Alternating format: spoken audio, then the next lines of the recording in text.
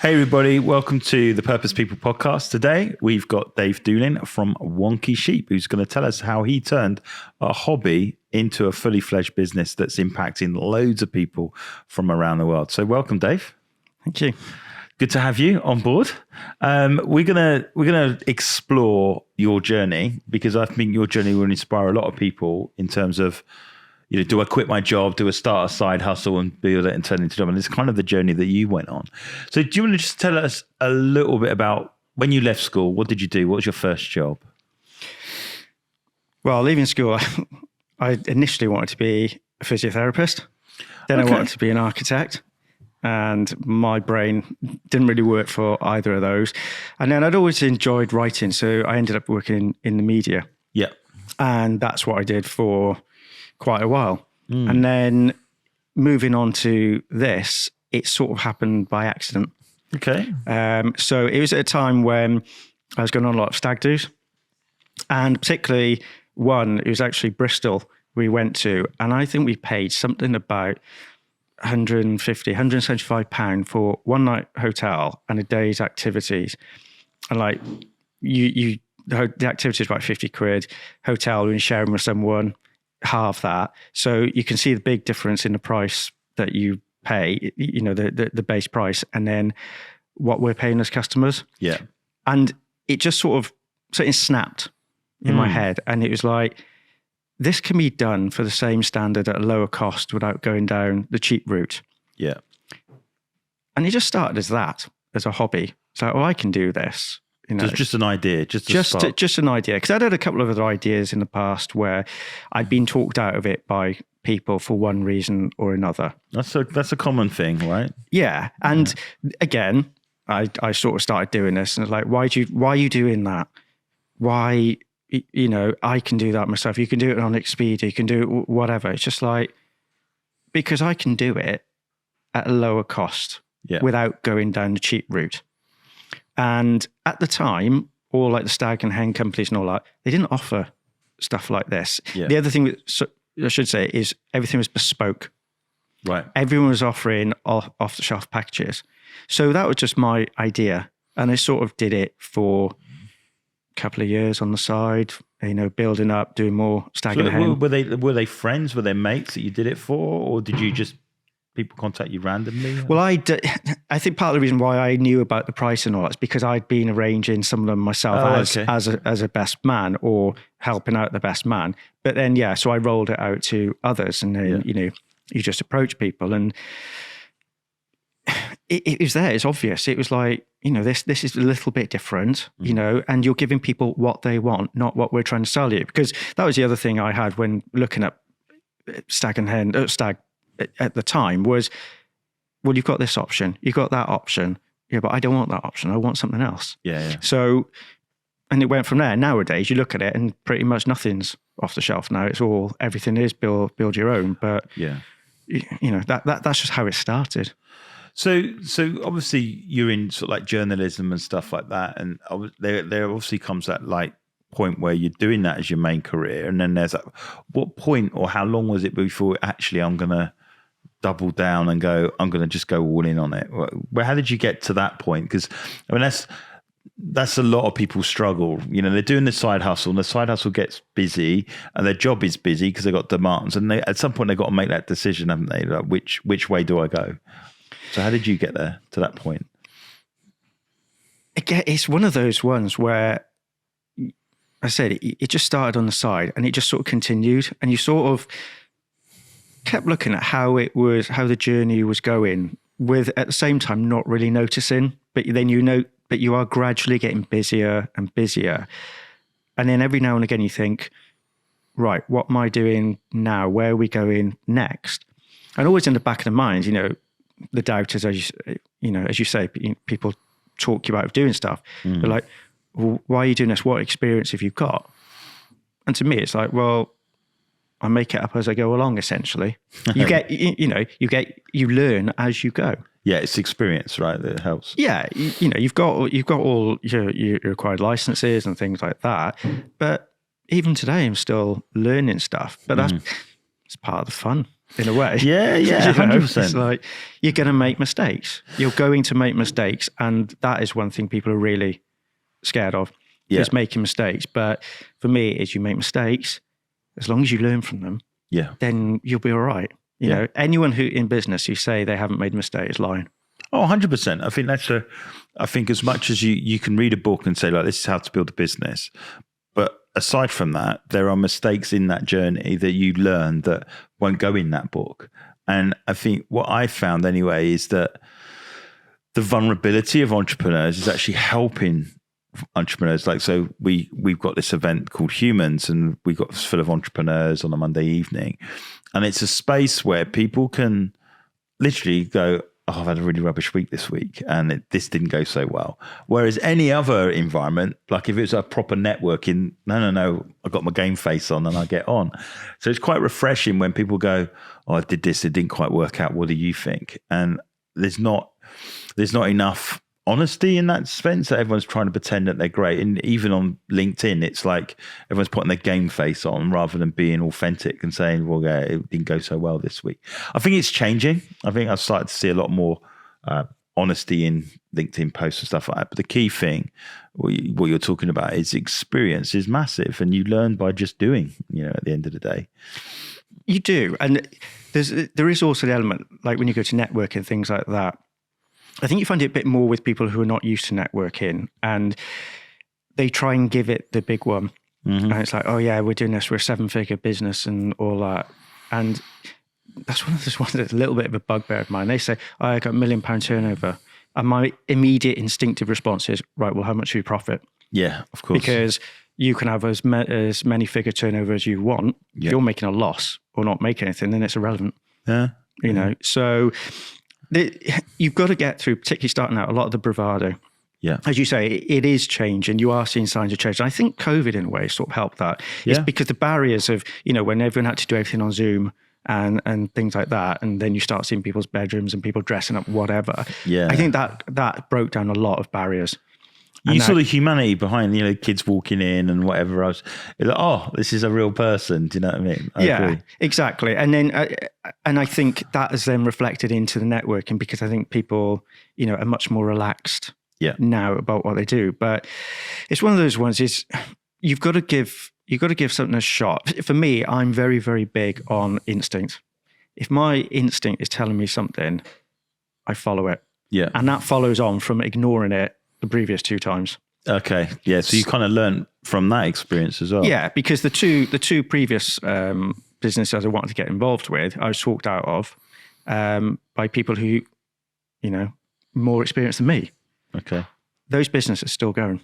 One of them is not the actual business that I would have got involved with, but you know, the delivery, takeaway, people, the formula is like that now. You know, it's evolved over time. So you look back and say, what if? But for me now, it's just a case of, this is what I'm doing. I'm going with it. Yeah. And then, as you say, from the step up, you just get busier. You realize then you've got, you know, if you're doing your main job, you're then coming home and doing your other main job. Okay. And then your other main job is actually more profitable than your main job. Yeah, yeah. And it's like, right, okay, so what do I actually need to do to get rid of this and carry on with this? Yeah. And because in the past I've worked as a freelance, I've always worked on the premise that one day the money could all dry up and you need a pot of cash to, you know, in reserves. And that pot of cash in reserves came perfect in COVID. Okay. You know, because had there been no work, then I'd have survived off that. Yeah. And that probably sort of pushed me back a bit in terms of going for it. But then it's just like, no, this is the way forward. This is, you sort of lose interest in one, because then this is your baby. Yeah. This is your baby. You're seeing it growing. You've got people who use you regularly. They're telling you, they're seeing it grow. Yeah. How do you do it next? And then, you know, it's almost biting a bullet, you know. You know you've got then the funds, okay, and then you see how it goes. Yeah, I mean, for me, it's been, you know, just, you know, because I knew of your business and I've seen it grow or whatever, and you don't just do hen and stag weekends. Just tell us a little bit about all the other things that you're doing now as a business, because it's pretty impressive stuff. Well, to be honest, stag and hen is probably the least we do now. Yeah, that's the thing. That's how it sort of evolved. So the big step up for us was when Wales got to Euro 2016 in France. Yeah, and we hadn't been doing football trips as such before that. It was a case of, because we're big football fans and we go to the football, Swansea at the time, I think we were in the Premier League. And because people know us, and it was like, well, have you thought about doing any football trips? I was like, no, but we can. That's the sort of way I roll, and I know, but we can. If there's enough interest, we'll do it. Yeah. And we did a couple of trips. And then in the build up to Wales qualifying, just started getting, requests. Are you doing anything for Cyprus? Are you doing anything for Israel? Are you doing it for Bosnia away? No, but we can, if there's a demand. And then Wales qualified, and it was like, right, we're going to France. This is a major tournament. It's too big for us. We can't do this. So signed up with someone who was, someone in England who was established at doing football trips, coach trips to Europe. And then it got to about January time, February time. It's just like, right, I can see what they're doing. Yeah. What we're being told we're getting and what looks like we are getting are two different things. Right, okay. I need to do something here. Otherwise, our reputation will be done from the start. Right. But then, like I said, I can see, well, it can be done. It can be done. It's not too big. I've got enough people I can pull in. And it just went from there. Yeah. And then, as any Welsh football fan will say, you're the greatest summer in Welsh football history in France. And then it sort of carried on. That was the big thing. And, there'd been ambitions then for a while to roll out to Northern Ireland, roll out to Scotland, which did come eventually. Yeah. But then we had the official partnership with the FAW in Wales. Yeah. So that's 5 years now. And then football is sort of been the dominant thing that people know us for. Yeah. But then also in the last couple of years, it's rolled out a lot more to business. So we've had quite a few business clients, some big name, a lot small. And now we've just relaunched the website. And one big push on that is the fact that we do city breaks and holidays as well. Yeah. Because our core people who use us know us for the football. But it's like, we've got this. So we're much more wholesome and encompassing in what we offer. Yeah. And because at the end of the day, the way I say it to people, and some people don't always get it, is travel is essentially the same thing in terms of how you make it up. You need to get somewhere, you need accommodation, you might need transfers. You then just mold it around, what the individual needs are. But that's often the headache. And I think what you guys do is you remove that pain of, I've booked the flight and now it doesn't quite link up to the transfers, and oh my gosh, I've clicked the wrong date on the hotel. And you take away all that hassle and all that worry and all that stress. It's like, I can get hold of you and you can just organize it. And then how much is it? Right, fine, let's get on and do it. But what I find quite amazing is that you took a hobby or a side hustle and you've turned it into be an official supplier for the Welsh FA, which is an amazing journey. What are your plans beyond that? Are you planning to be the same for Scotland and Northern Ireland and all that? Is that what you're looking to aim at, or be official suppliers for other sporting bodies? What do you think? Well, we did Northern Ireland for a year. Okay, a couple of years ago. Yes and no. It's for me, it's not the be all and end all. It's a nice to have. It certainly, in terms of business, it gives you a bit more gravitas and things like that. But for me, it's not all about. I know there's some business owners out there who are very much, I've got to put my name next to this, and this, and we've got to hype everything up. And it's like, but it's not all about that. You've got the other business. Some other businesses are all about. It's all about money. It's all about profit. It's like, it's not. What you're doing, like what I'm doing, is actually a really important job. I know it doesn't sound it when it comes to, talk about holidays and all that, but this is what most people save their money up for, to go away, to have their break, to enjoy themselves. You're providing a service that you've got to get right. Yeah. because, I've obviously booked all my own stuff anyway. If anything goes wrong, I blame myself. Yeah. You're doing it for someone else. Yeah. They're blaming you if it goes wrong. Yeah. But that's why it's about the attention to detail. So while there's those nice to haves, it's all about the service you provide ultimately. So out of all the places that you've traveled and been, what's your favorite place that you've been? What would you say? Depends if you're asking me holiday or work. Holiday or work. So, all right, let's do both then. So in terms of you arranging an event or whatever, what's been your favorite event that you've arranged? Actually, that's a harder one. I'd love to have said the World Cup, but it wasn't. It didn't go as straightforward as it should have done. But you expect things like that. When that's one thing with me is everything I can control. I'm confident of. When you're leaving it to others on certain elements, for example, buses, then it's a little bit out of your hands. But in terms of a work trip, particularly when you ask football fans, like Wales fans. Tbilisi in Georgia stands out for a lot of fans. Yeah. And the good thing about those types of trips is these are places you wouldn't ordinarily go to. No, of course not. But then you actually go and it's like, wow, how do I not know about this place and things like that? And, it is great. In terms of holidays, we've got a sort of an attraction towards Asia and South America. A little bit split between the two. So we went back to Thailand over Christmas, New Year. And so we've been there and done some of the other countries. Japan's still on the list. We haven't done it yet. Yeah. But again, we want to go back to South America because we've done a number of the countries, but there's still others standing out. Brazil? You done Brazil? Done Brazil. Yeah. Argentina? Yeah. Argentina, Uruguay, Chile. You can see the football theme going on there. There's an element of it. We did go. We got to the Maracanã in Rio. Oh, wow. But at the time it was closed.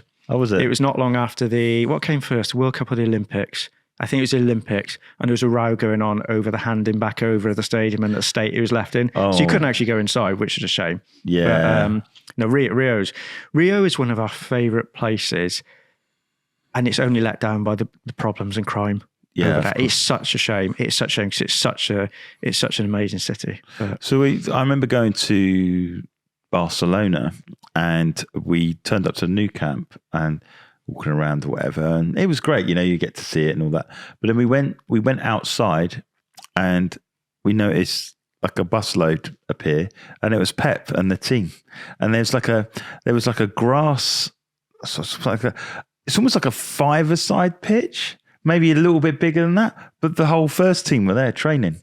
Really? Pep had them training, and we were literally just looking through the gate going, oh my gosh. And we were watching Pep, and I think, was it Ronaldinho was there at the time? I think. Yeah. So it was mad. It was like random. You would never have got that. We're literally on the gate looking through and saw them all there. But, one thing that struck me with Barcelona was it's so clean. I'll tell you next week. We're going next week, and I'm going to look out for that pitch. I went about 20 years ago, but my wife's never been. So so it's like it's almost like to the left of the stadium, and it was just like there. Now, don't know if they still use it and that, but I was like, wow, okay, it's quite mad. I think just thinking of that age, Pep wasn't the manager then. I think he might have been playing still at that point. That's how long ago it was. Yeah, that's a while. Yeah. So it's quite a while, but recognise the team as they come out. But so in terms of for people like listening, because ultimately we want to tell a story and stuff, what would be your advice to that person that is thinking of starting a side hustle? What would be the sort of like the 5 things that you would advise them to get right first before jumping out? Because you've obviously learned through experience, and sometimes it's good to take your experience and pass that knowledge on. I mean, ultimately for me, the main thing is trust your instinct. Okay. For me, that is my instinct. Like I said, we've got something going on at the minute where my head is telling me one thing, my instinct is telling me the other. Okay. And 9 times out of 10, when I ignore my instinct, it goes wrong. Okay. So that's my number one. Another one I think is quite important is don't rush. Don't rush it. There's a lot of people who want to get set up, get going, go 100 miles an hour. It's just like, where's the fire? Just take it easy. Yeah. Get your basics done. Yeah. And then you can build around that. I say mistakes, you will make them, you're going to make them, but you have to get the basics right. And the other one, it sounds obvious, but it's not. Live within your means. Yeah. You know, if you're splashing out on loads of stuff and, you know, I know some businesses can take time to get off the ground, but, you know, alarm bells can start ringing quite quickly. And it's, I think, again, one of those things, the average, say, business can make a profit can take as long as 5 years. Yeah. But if it's not happening, or the way, you know, the business that you're doing shouldn't be happening like that. Yeah. You need to listen to alarm bells. Yeah. Not necessarily, you know, you're always going to talk to people who are always going to doubt you. Yeah. You know, and there are some there who are doing it for the right reasons. They know what they're talking about. There are others who don't want to see you succeed. Yeah. And there's others who think they know everything. And then it's like, well, you don't know anything. And I had an example of that back in, I think, 2016, 2017. We did a project with another travel company who was well established and been going over 30 years.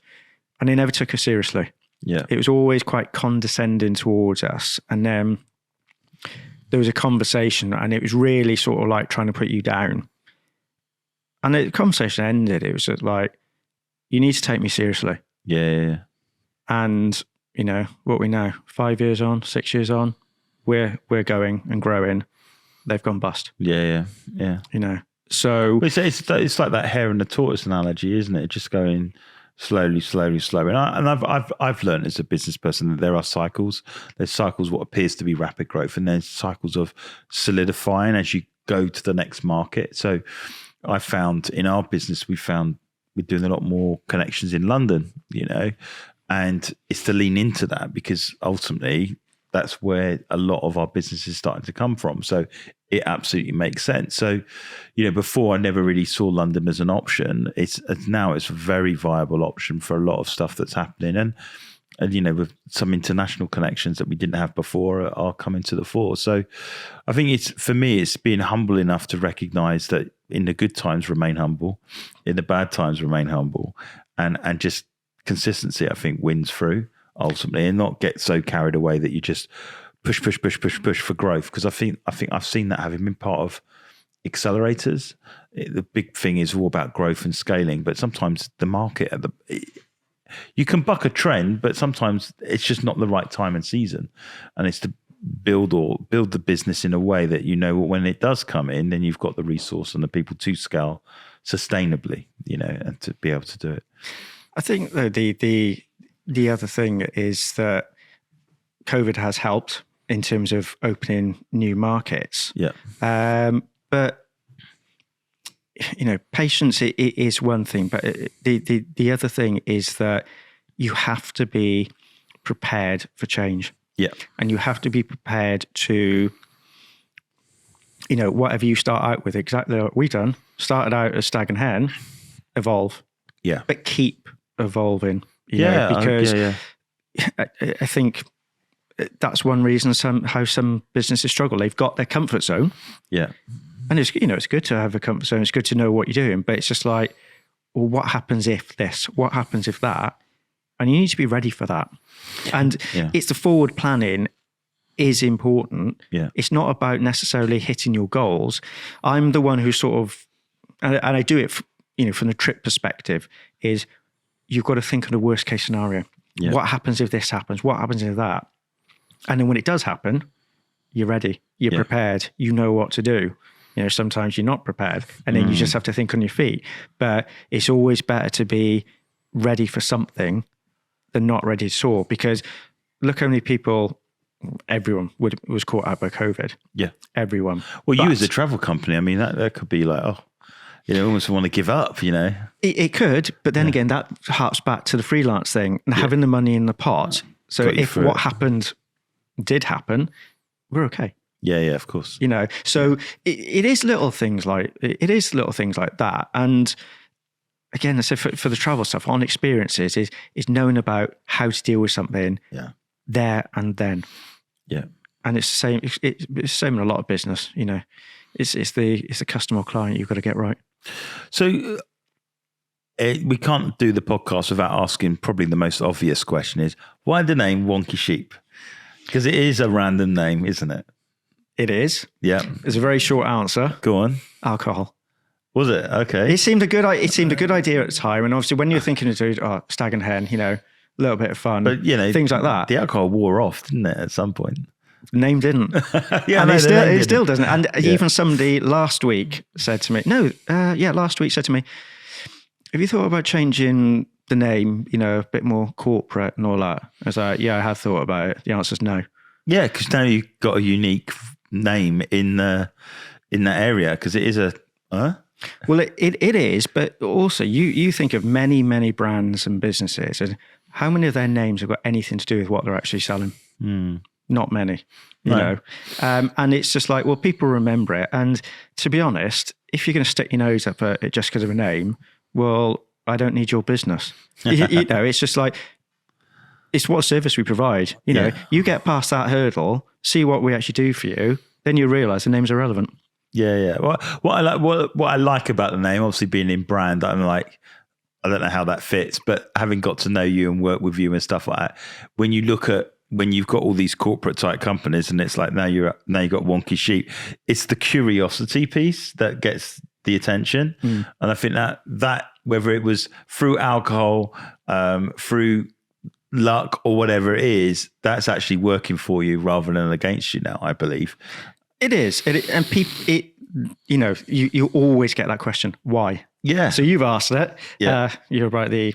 I'd be very rich if I got paid every time I got asked Yeah, that but we're doing question. it for the podcast, so we have to ask. Yeah. No, I know. But it's also one that you don't forget in a hurry. Yeah. You know, it is a bit odd, you know, particularly when you're ringing up, it could be a hotel or somewhere, whatever, or ringing up someone, you're saying, I'm from Wonky Sheep. And you're like, silence. Either silence. And then it's like, do you say one key? No, Wonky Sheep. Oh, okay. And then you sometimes you get the odd laughter, but then it's immediately, in a way, it's breaking the ice. Oh, that's it. It's a great conversation starter, isn't it? Although some do still carry on the conversation. It's like, right, who is this person ringing me up now, asking me for hotel rooms? Is this serious? Is this a joke? Yeah. Like, I'll show you how serious it is when I book half your hotel out. So the other one is, you know, obviously you've done a lot of trips and a lot of environments, and you've been in. You've obviously got a lot of stories to tell. And I know some stories will remain. What's happened in that country stays in that country. But have you got any? You know, what's the weirdest thing that's happened to you on a trip? There's one or two I can't say. Yeah, probably for more sensitivity rather than anything bad. But on the trips, you've got to expect anything to happen. Okay, expect anything, because at the end of the day, you're dealing with other people. Yeah, so they're not in your control. What they do, you know, what they do is up to them. But ultimately, it could fall down to you. You know. We have had a flight that we got to the runway, got turned around. Oh, wow. Because someone fell ill Right. on it. We're literally on the runway. On the runway? On the runway. And it just got turned around? It got turned around. You know, he was okay. That's why I can tell you that sort of story. Yeah, of course. Yeah. You know, but I think we're quite lucky in the sense that, you know, as I said earlier, with these stags trips, we don't aim to be the cheapest. No. Because the cheapest often brings problems. So by that sense, you root out a lot of people who just want the cheapest thing. And, you know, so in a way, our lot are quite boring. But I say that in a nice way. You know, we don't have many incidents. Yeah, but what you do have is you do have that duty of care, don't you? You have enough people to, if something does go wrong, they've got they're not on their own, so to speak. They can reach out and connect with you and tell you where to go. So what about the future of Wonky Sheep? Where do you see this? Do you see this going? You know, do you want to cover as many countries as possible? What's the end game? How do you see it, Dave? Ask my wife. She'll go to every country if we can. Yeah, I'm sure. But, test them first, obviously, and then bring them on board. Well, we'll just go there, and that's it. But no, it's I don't have a set pattern. Yeah, and I know in a lot of business there's talk about you know, where's your business plan? what you do, what's your 5-year plan. Mm-hmm. I don't have one. And I'm comfortable in the fact that, that's out of the ordinary. Mm-hmm. I don't do things, that should be formulated into a plan. Yeah. Because as we've seen the last few years, things can change like that. Yeah, exactly. And you have to adjust. And, one of our biggest corporate clients last year came out of a random phone call to me. Wow. Okay. And they were very, very well known. But that's the thing, is you can't predict what's going to happen. You have ideas and aims of where you'd like to be, but you just keep it open-ended. Well, I think that's a strategy in itself, just being open and having the ear on the ground to see every phone call or every interaction as an opportunity. I think some people are so closed and blinkered, so they're planned up, but they're blinkered to the possibilities. So I got time for that phone call. Whereas because you've got that sense of don't know where things could lead, you more than likely would take the phone call, which means it could end up wherever. Do you know what I mean? So I mean, that's what's quite refreshing. Yeah. But the other thing is, for me, is I'm a believer that unless it's physically impossible, anything can be done. And when somebody says something can't be done, it's usually because that's their decision. Yeah. So they're blocking it. So I always try to find ways around it. Yeah. But I think you mentioned rejection then, or if you didn't, that came in my head. Never be afraid to be rejected. Yeah. Because I've got a market I've been trying to get into for, I don't know, 5, 6, 7 years maybe. Okay. Every year you approach a load of the businesses. Every year, 95% won't even respond to you. Okay. 5% will just say, no, we've already covered this. But you keep coming back every single year. You knock on the door every year. Now you're starting to see a little bit more intrigue. As in, Okay. all right, what can you offer, sir?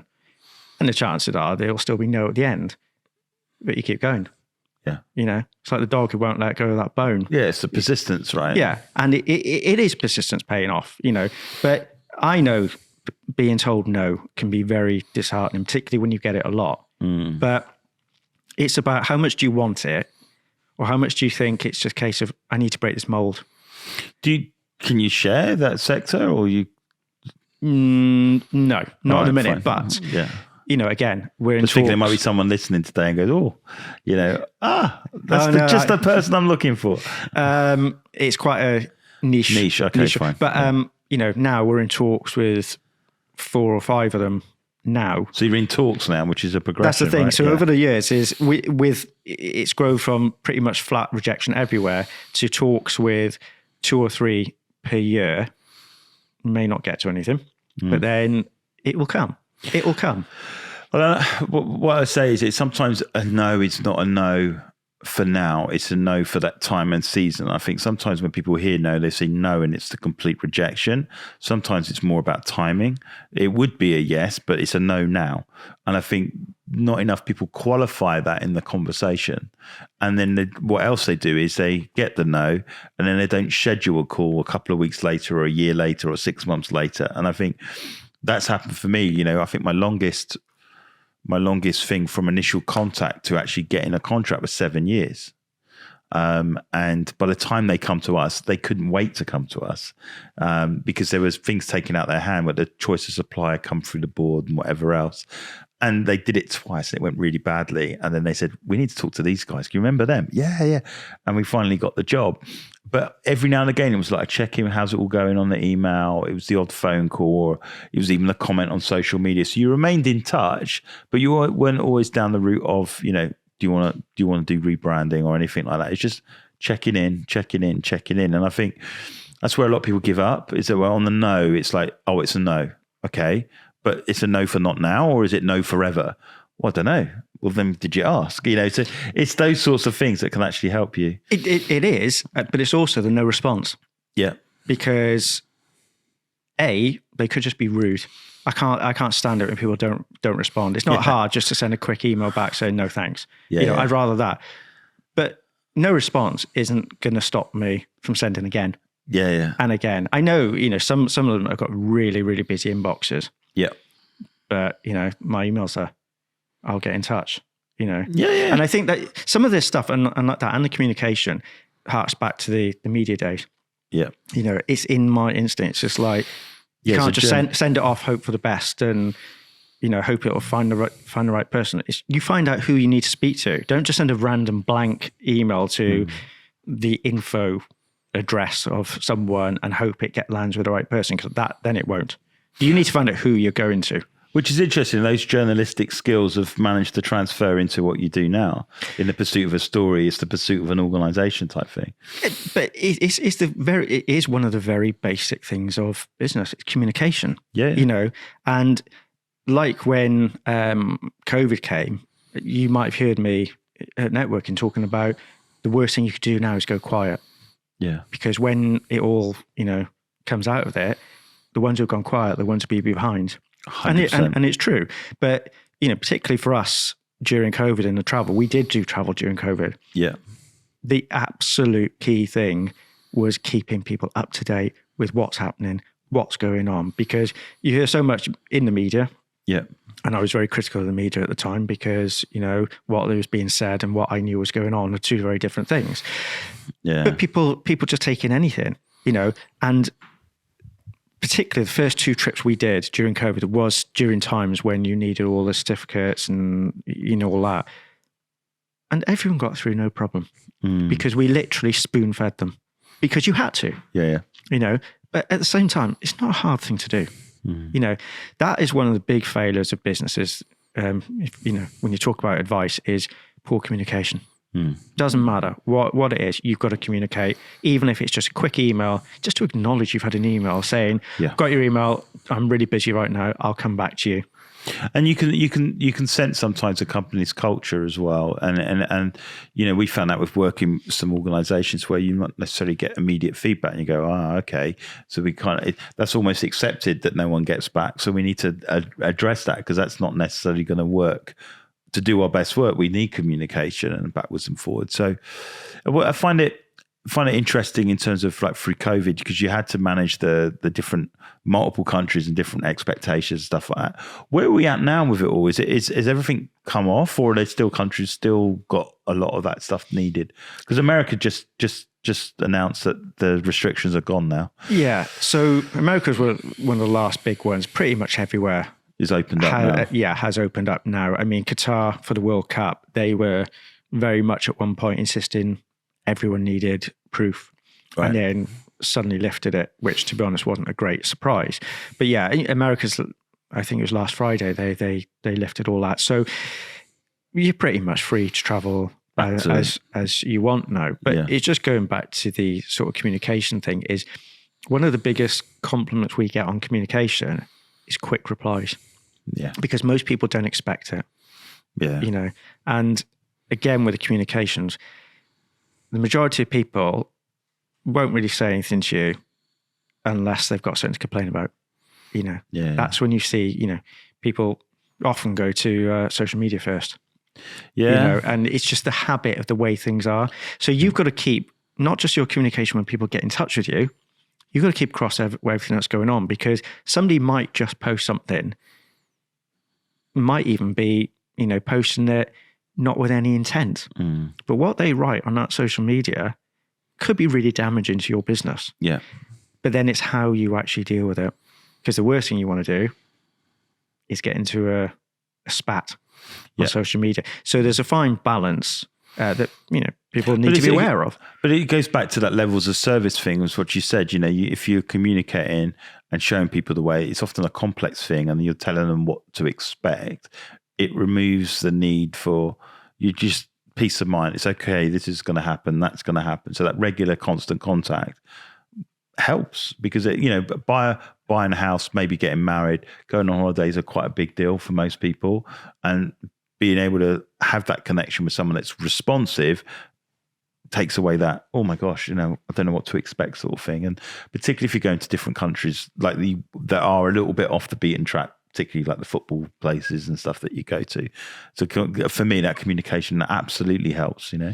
But I don't think it matters which business you're in, because as you say, the culture, you can tell straight away if somebody cares about you.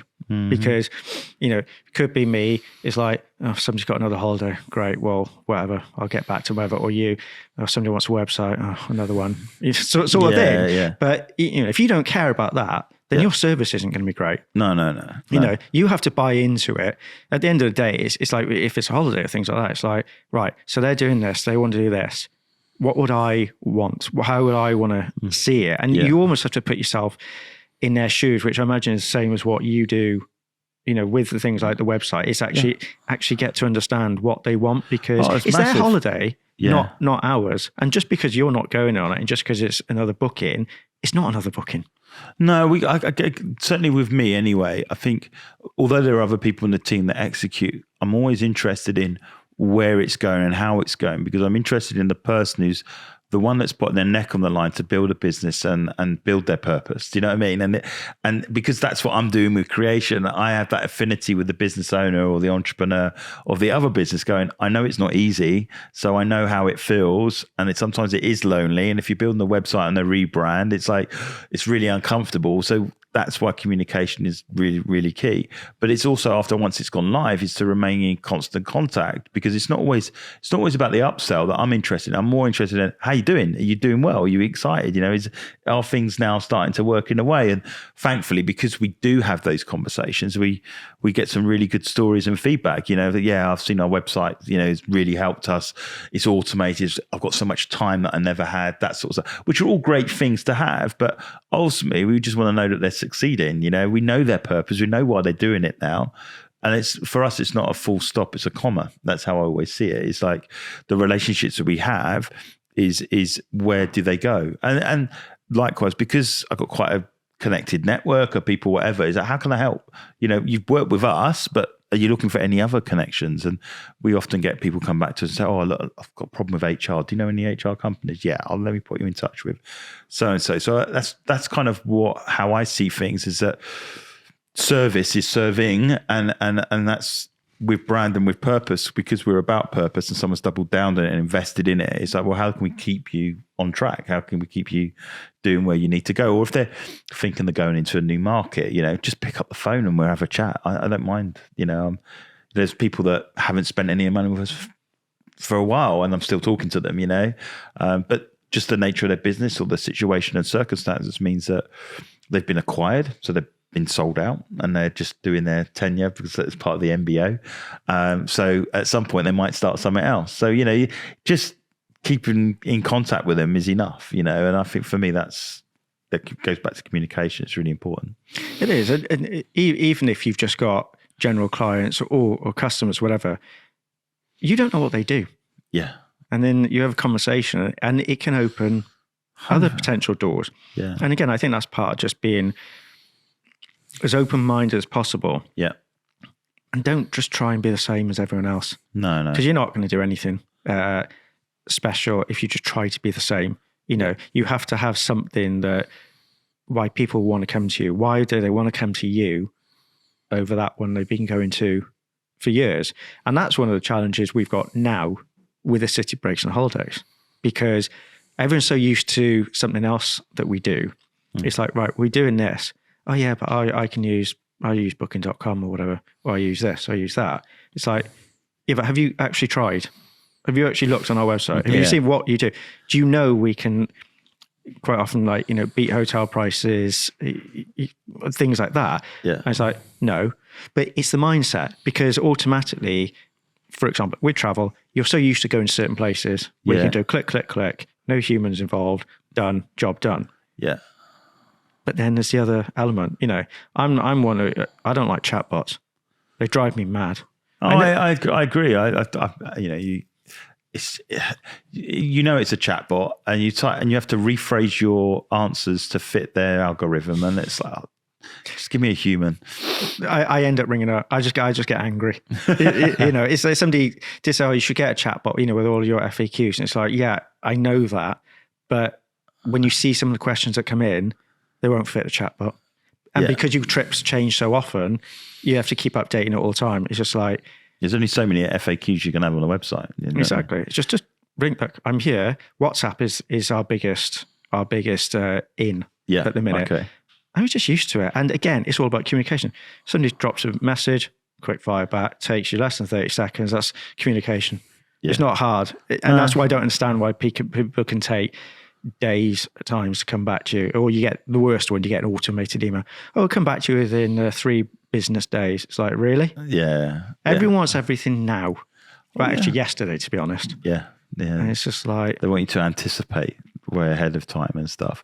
So, Dave, you've obviously got Wonky Sheep. You've invested in some of the rebuild and stuff like that with the website and stuff. So where can people get hold of you? Is it just through go to the website and they can message you on the chatbot, which is not a chatbot, it's you as a human.